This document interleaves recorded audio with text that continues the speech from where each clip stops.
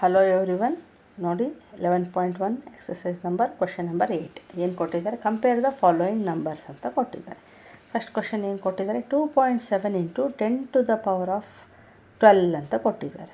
ಇಲ್ಲಿ ಏನು ಕೊಟ್ಟಿದ್ದಾರೆ, 1.5 ಇಂಟು 10⁸8 ಅಂತ ಕೊಟ್ಟಿದ್ದಾರೆ.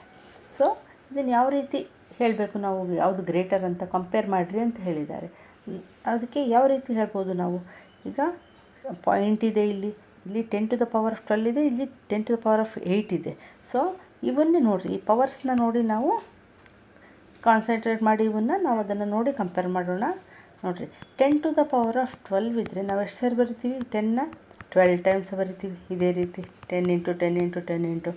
ಈಗ 10⁸8 ಇದ್ದರೆ ಇದಕ್ಕೆ ನಾವೇನಂತ ಬರಿತೀವಿ, ಇದನ್ನು 8 ಟೈಮ್ಸ್ ಬರಿತೀವಿ. 10 ಇಂಟು 10 ಇಂಟು 10 ಅಂತ 8 ಟೈಮ್ಸ್ ಬರಿತೀವಿ. ಸೊ ಯಾವುದು ದೊಡ್ಡದಾಗತ್ತೆ, 10⁻12 ಇರೋದು ದೊಡ್ಡದಾಗತ್ತಾ, 10⁸8 ಇರೋದು ದೊಡ್ಡದಾಗತ್ತಾ? 10⁻12 ಇರೋದೇ ನಂಬರ್ ಜಾಸ್ತಿ ಆಗುತ್ತೆ, ಗ್ರೇಟರ್ ಆಗುತ್ತೆ. ಸೊ ನಾವು ಅದನ್ನೇ ನೋಡಿ ಹೇಳ್ಬೋದು ವಿಚ್ ಇಸ್ ಗ್ರೇಟರ್ ಅಂತ. ಯಾವುದು ಗ್ರೇಟರ್ ಇರ್ಬೋದು, ಇದೇ ಗ್ರೇಟರ್ ಇರ್ಬೋದು ಅಲ್ವಾ. ಸೊ ನಾವು ಏನಂತ ಹೇಳೋಣ, 2.7 into 10⁻12 is greater than 1.5 into 10⁸8 ಅಂತ ಹೇಳ್ಬೋದು.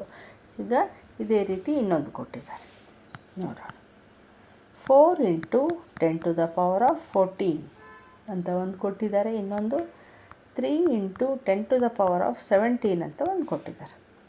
ಇದನ್ನು ಅಷ್ಟೇ ನೋಡಿ, 10⁻14 ಇದೆ, ಇದನ್ನು ಎಷ್ಟು ಸಾರಿ ಬರಿತೀವಿ, 10 ಇಂಟು 10 ಇಂಟು 10 ಅಂತ 14 ಟೈಮ್ಸ್ ಬರ್ಕೊತ ಹೋಗ್ತೀವಿ.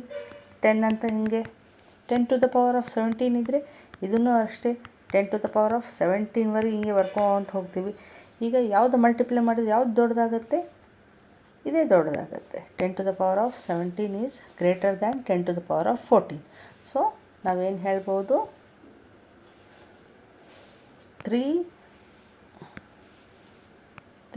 Into 10⁻17 is greater than 4 into 10⁻14 ಅಂತ ಹೇಳ್ಬೋದು. ಓಕೆ, ಇಲ್ಲಿಗೆ ಈ ಎಕ್ಸಸೈಸ್ ಮುಗೀತು. ಈಗ ಮುಂದಿನ ಎಕ್ಸಸೈಸ್ಗೆ ಹೋಗೋಣ. ಬಾಯ್. ಏನಾದರೂ ಡೌಟ್ಸ್ ಇದ್ದರೆ